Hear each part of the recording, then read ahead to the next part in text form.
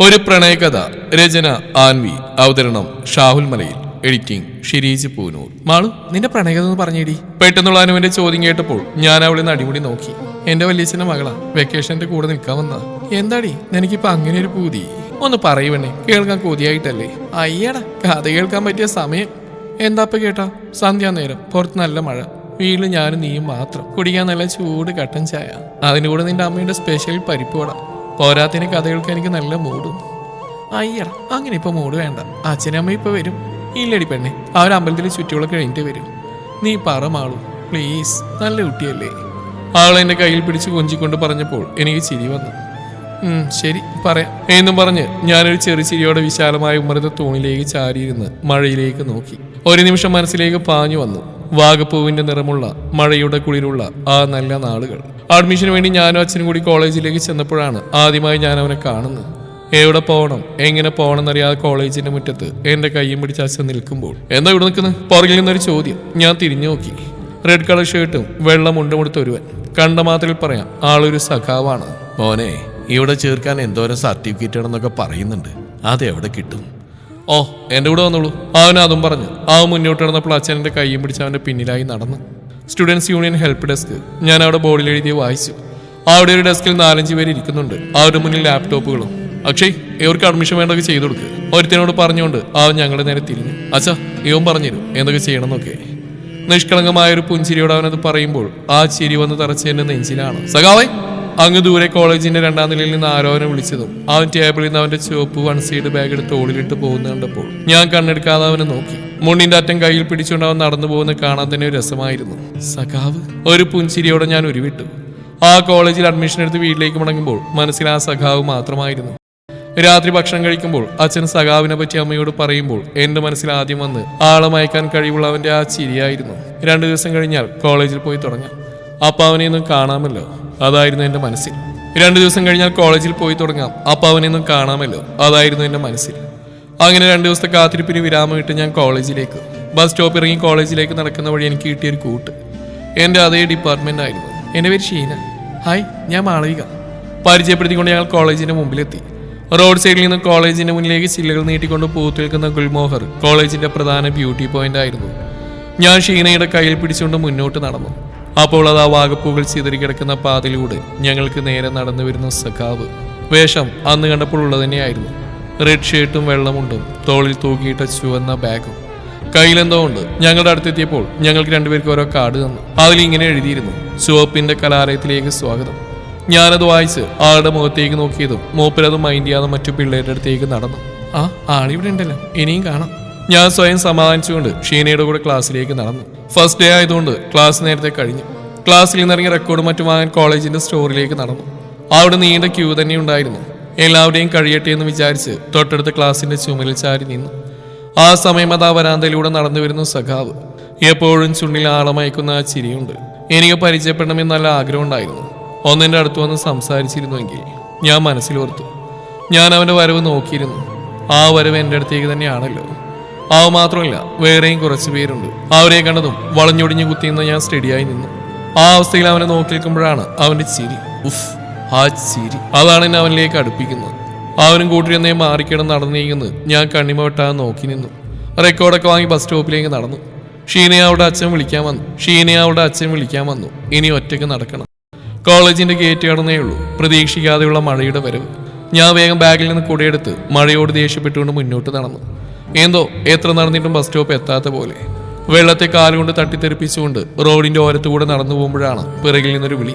ഡോ, എന്നെ കൂടെ ബസ് സ്റ്റോപ്പിലേക്കാക്ക് എന്നും പറഞ്ഞുകൊണ്ട് സഖാവ് ഓടി വന്ന് എന്റെ കുടയിൽച്ചേക്ക് കയറി. എനിക്ക് വിശ്വസിക്കാനായില്ല. ഇങ്ങനൊരു അവസരം തന്ന മഴയെ ഒരു നിമിഷം ഞാൻ നന്ദിയോടെ ഓർത്തു. പക്ഷെ എനിക്കെന്തോ വല്ലാത്തൊരവസ്ഥയായിരുന്നു. ദേഹം മുഴുവൻ വിറക്കുന്ന പോലെ. സഖാവ് അടുത്തുള്ളതുകൊണ്ടാണ്. ആളിനോട് എന്തൊക്കെയോ ചോദിക്കുന്നുണ്ട്. ഞാൻ എല്ലാത്തിനും മൂളിക്കൊടുത്തു. സത്യം പറഞ്ഞാൽ ഞാനൊന്നും കേൾക്കുന്നുണ്ടായിരുന്നില്ല. മറ്റേതോ ലോകത്താണ്. താനെന്തിനാണോ ഇങ്ങനെ മസിൽ പിടിക്കുന്നത്?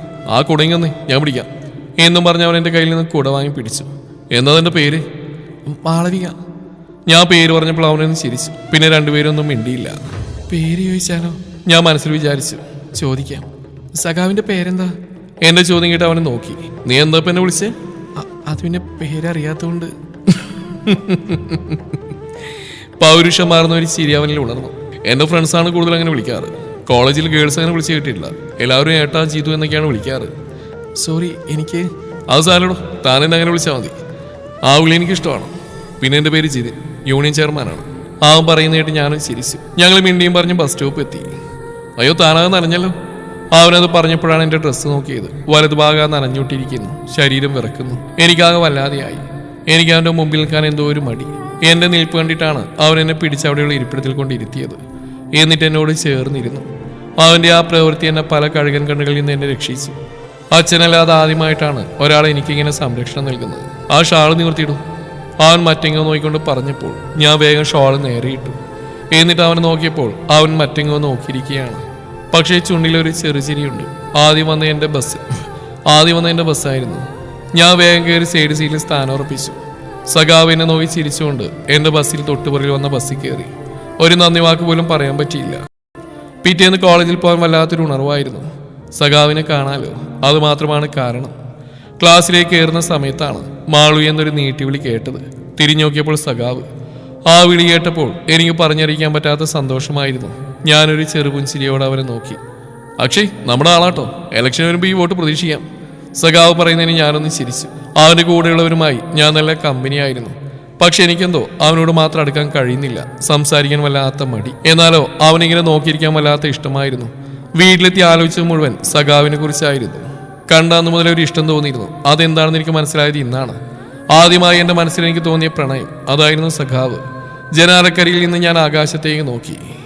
നിനക്ക് പ്രണയമാണ് സഖാവിനോടെന്ന് നിലാവിനോട് പറയുന്ന പോലെ തോന്നി. നിലാവിൽ മുങ്ങി നിൽക്കുന്ന ചന്ദ്രബിംബത്താൽ ഞാൻ കണ്ടത് നിഷ്കളങ്കമായ ചിരിയോടുകൂടിയ സഖാവിന്റെ മുഖമായിരുന്നു. ഞാൻ എൻ്റെ ഇഷ്ടം സഖാവിനോട് പറഞ്ഞാലോ? അലിപ്പ വേണ്ട, പെട്ടെന്ന് എന്ന് പറഞ്ഞാൽ അവൻ എന്ത് വിചാരിക്കും?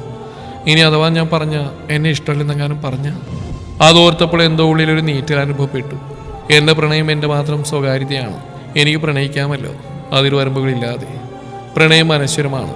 ഞാൻ ചിന്തിച്ചു കൂട്ടി. പിറ്റേന്ന് കോളേജിൽ പോകാനൊരു ഉണർവായിരുന്നു. സഖാവിനെ കാണാലോ. അവൻ കാണാതെ അവനെ പിന്തുടരുക, ആ ചിരി, ആ നോട്ടം, അത് ആസ്വദിക്കുക. ചിലപ്പോഴേക്ക് എന്നെ നോക്കി കൈവീശി കാണിക്കും, ചിരിക്കും. അവൻ നുള്ളിയെറിഞ്ഞ വാഗപ്പൂ, ചുരുട്ടി ഉപേക്ഷിച്ച പേപ്പേഴ്സ്, എഴുതാൻ വാങ്ങിച്ചിട്ട് തിരിച്ചു കൊടുക്കാത്ത പേന, അങ്ങനെ ഒരുപാട് സ്വത്തുക്കൾ ഞാൻ സ്വരൂപിച്ചു വെച്ചിരുന്നു. തെറ്റിയും തെറിച്ചും വല്ലപ്പോഴും വീണിട്ടുന്ന ഒരു പുഞ്ചിരി അതിനൊരുപാട് സന്തോഷിപ്പിച്ചിരുന്നു. ഇലക്ഷൻ ടൈമിൽ കിട്ടുന്ന നോട്ടീസുകളിൽ നിന്നും മറ്റും കിട്ടിയിരുന്ന സഖാവിൻ്റെ ഫോട്ടോകൾ ഞാൻ വെട്ടിയെടുത്ത് സൂക്ഷിക്കും. ആ ഫോട്ടോകളിൽ നോക്കിയാണ് എൻ്റെ പ്രണയസലാപം. ക്ലാസ്സിൽ ബോറടിച്ചിരിക്കുമ്പോൾ ചുമ്മാ പുറത്തേക്ക് നോക്കിയപ്പോൾ അതാ മുദ്രാവാക്യം വിളിച്ചുകൊണ്ട് ചെങ്കൊടിയേന്തി ക്ലാസ്സിലേക്ക് കയറി വരുന്നു. ആ വരവ് കണ്ടാൽ ആരും നോക്കിപ്പോവും. പാർട്ടിയെക്കുറിച്ച് പറയുമ്പോൾ ആളുടെ മുഖത്ത് ആ നിഷ്കളങ്കതയില്ല, മറിച്ച് ചങ്കുറപ്പുള്ള സഖാവായിരുന്നു. പാർട്ടിയുമായി ഒരു ബന്ധമില്ലാത്ത ഞാൻ കോളേജിന്റെ ഗുൽമോഹറിന്റെ ചുവട്ടിൽ നടന്നിരുന്ന പാർട്ടി കൺവെൻഷനിൽ ചെല്ലും, സഖാവിന്റെ സംസാരം കേൾക്കാൻ വേണ്ടി മാത്രം. പാർട്ടിയെക്കുറിച്ചും കോളേജിലെ പ്രവർത്തനങ്ങളെക്കുറിച്ചും അവൻ പ്രസംഗിക്കുന്ന കേൾക്കാൻ തന്നെ ഒരു രസമാണ്, ഹരമാണ്. നേരിട്ടൊരു ലാൽ സലാം പറയാൻ തോന്നും. സ്ട്രൈക്ക് ഉണ്ടാവുന്ന ദിവസങ്ങളിൽ അവൻ മുദ്രാവാക്യം വിളി കേൾക്കുമ്പോൾ ശരിക്കും ആരാധന തോന്നും. രാത്രികളിൽ അവനെ ഓർത്ത് സഖാവ് കവിത കേൾക്കുമ്പോഴുണ്ടല്ലോ, പറഞ്ഞറിയിക്കാൻ പറ്റാത്തൊരു ഫീലാണ്. ആ കവിത കേൾക്കാത്ത ദിവസങ്ങളേ ഇല്ല. എൻ്റെ ഡയറി മുഴുവൻ അവനായിരുന്നു. ഞാൻ രൂപം നൽകിയ അവൻ്റെ ചെങ്കൊടിയേന്തിയ ചിത്രത്തിന് കീഴെ ഞാൻ കുറിച്ചിരുന്നു. നിന്റെ ചങ്ക് വിളർത്തുന്ന മുദ്രാവാക്യമില്ലാത്ത മണ്ണിൽ മടുത്തു ഞാൻ. ചിലപ്പോഴെനിക്ക് തോന്നും ആ കവിത എൻ്റെ പ്രണയമാണെന്ന്. ദിവസങ്ങൾ പിന്നിട്ടുകൊണ്ടിരിക്കുമ്പോൾ സഖാവ് എനിക്കൊരു അത്ഭുതമായി മാറുകയായിരുന്നു. യൂണിയന്റെ കീഴിൽ തെരുവിൽ താമസിക്കുന്നവർക്ക് വേണ്ടി ഭക്ഷണം കൊണ്ടുകൊടുക്കുന്ന മാതൃകം എന്ന പദ്ധതി ഒരുക്കിക്കൊണ്ട് സഖാവിന്റെ ഉള്ളിലെ സ്ഥാനം ഊട്ടി ഉറപ്പിച്ചു. പാവപ്പെട്ടവന്റെ വിശപ്പ് മാറ്റാൻ എൻ്റെ സഖാവിന് കഴിയുമായിരുന്നു. ഈ ദിവസങ്ങൾക്കിടയിൽ എനിക്കൊരു കാര്യം മനസ്സിലായി. സഖാവിന്റെ പ്രണയം ചുവപ്പിനോടാണെന്ന്. ആ ഹൃദയത്തിൽ ഇടം നേടാൻ ഞാൻ കൊതിച്ചു. എത്രയും പെട്ടെന്ന് എൻ്റെ ഇഷ്ടം സഖാവിനോട് പറയണമെന്ന് തീരുമാനിച്ചുകൊണ്ട് ഞാൻ അവനെ തിരക്കി ഇറങ്ങി. അപ്പോഴത് ഒഴിഞ്ഞൊരു ക്ലാസ് റൂമിൽ ബാക്ക് ബെഞ്ചിൽ നിന്ന് എന്തോ എഴുതുന്നു. ഞാൻ ഡോറിലൊന്ന് മുട്ടി നോക്കി. മുഖമുയർത്തി എന്നെ നോക്കി. ആ, ആരിത് മാളുവോ? എന്തോടെ വീട്ടിൽ പോകാനായില്ലേ? ബസ്സിന് ഇനി ടൈമുണ്ട്. എന്താ പരിപാടി എന്ന് ചോദിച്ച് ഞാൻ അകത്തേക്ക് കയറി. ഒരു ബെഞ്ചിൻ്റെ അപ്പുറവും ഇപ്പുറവുമായി ഞങ്ങൾ ഇരുന്നു. എന്താ എഴുതുന്നത്? ഞാൻ ചുമ്മാ മാഗസിന് വേണ്ടി വല്ല കവിത എഴുതാൻ പറ്റുമോ നോക്കുക. ആഹാ, എന്നിട്ട് എഴുതിയോ? എവിടെ, കിട്ടുന്നില്ല. ആകെ ഒരു വരി കുറിച്ച് എന്ന് പറഞ്ഞ് കയ്യിൽ ബുക്ക് എനിക്ക് നേരെ നീട്ടി. വസന്തകാലം എവിടെയാണ് പോയി? ഞാൻ ആ വരി മാത്രം വായിച്ചു. ഇതിൻ്റെ ഇത്രമാത്രം? ഞാൻ ചോദിച്ചു. എന്തോ ഇത് എഴുതാൻ തോന്നി, പക്ഷെ പിന്നെ ഒരു വരി പോലും എനിക്ക് കിട്ടുന്നില്ല. അത് കേട്ട് ഞാനും ചിരിച്ചു. ഞാൻ ആ കണ്ണുകളിലേക്ക് ഉറ്റുനോക്കി. നീ എവിടെയാണോ സഖാവേ, അവിടെയാണ് എൻ്റെ വസന്തം. നിന്റെ സ്പർശനം കൊണ്ട് മാത്രമേ ഞാൻ തളിർക്കൂ. നിന്റെ തലോടലിൽ മാത്രമേ ഞാൻ പുഷ്പിക്കൂ. മനസ്സിൽ തോന്നിയ വാചകം കവിതയായി പുറത്തു വന്നപ്പോൾ അത് കേട്ട് അവൻ എന്നെ അത്ഭുതത്തോടെ നോക്കി. ഞാൻ അവനോട് പറയാൻ കൊതിച്ച വാക്കുകൾ. ഡെസ്കിൽ വെച്ചിരുന്ന അവൻ്റെ കൈകൾ ഞാൻ മുറുകെ പിടിച്ചു. കണ്ട നാൾ പ്രണയമാണ് സഖാവേ, പ്രാണനാണ്. ഒരുപാട് നാളായി പറയാൻ കൊതിച്ചതാ. എനിക്കൊന്നേ പറയാനുള്ളൂ എന്നും പറഞ്ഞ ആ കൈകളിൽ പിടിമുറുക്കി കണ്ണടച്ചു. വീണ്ടും തുടർന്നു. പാർട്ടി പരിപാടികൾ കഴിഞ്ഞ് വൈകി വീട്ടിലേക്ക് വരുമ്പോൾ ഭക്ഷണം ഒരുക്കി വെച്ച് കാത്തിരിക്കുന്ന സഖാവിൻ്റെ അമ്മയുടെ കൂടെ കാത്തിരിക്കാൻ, സഖാവിൻ്റെ ഭാര്യയായിട്ട് എന്നെ കൂടെ കൂട്ടിക്കൂടെ. അത്രയും പറഞ്ഞൊപ്പിച്ചുകൊണ്ട് കണ്ണു തുറന്ന് അവനെ നോക്കി. ആ കണ്ണുകൾ തിളങ്ങുന്ന പോലെ എനിക്ക് തോന്നി. ചുണ്ടിൽ പുഞ്ചിരിയുണ്ട്. അത് കണ്ടൊന്ന് സന്തോഷിച്ചുവെങ്കിലും എന്റെ പ്രതീക്ഷകളെ തച്ചുടച്ചുകൊണ്ട് അവനൊന്നും പറയാതെ എണീറ്റുപോയി. അതെന്റെ മനസ്സിനെ വല്ലാതെ വേദനിപ്പിച്ചു. വീട്ടിലെത്തിയപ്പോൾ എന്റെ മുഖം കണ്ട അച്ഛൻ കാര്യം അന്വേഷിച്ചു. ഞാൻ തലവേദനയാണെന്ന് പറഞ്ഞ് റൂമിൽ കയറി വാതിലടച്ചു. കുറേ കരഞ്ഞു.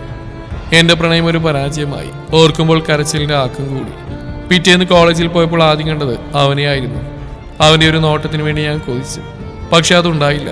പിന്നീട് അങ്ങോട്ട് അങ്ങനെ തന്നെയായിരുന്നു. എന്നെ മൈൻഡ് ചെയ്തേയില്ല. ഒരു ചിരി പോലും എനിക്ക് നേരെ ഉണ്ടായിട്ടില്ല. സത്യം പറഞ്ഞാൽ കോളേജ് പോലും എനിക്ക് മടുത്തിരുന്നു.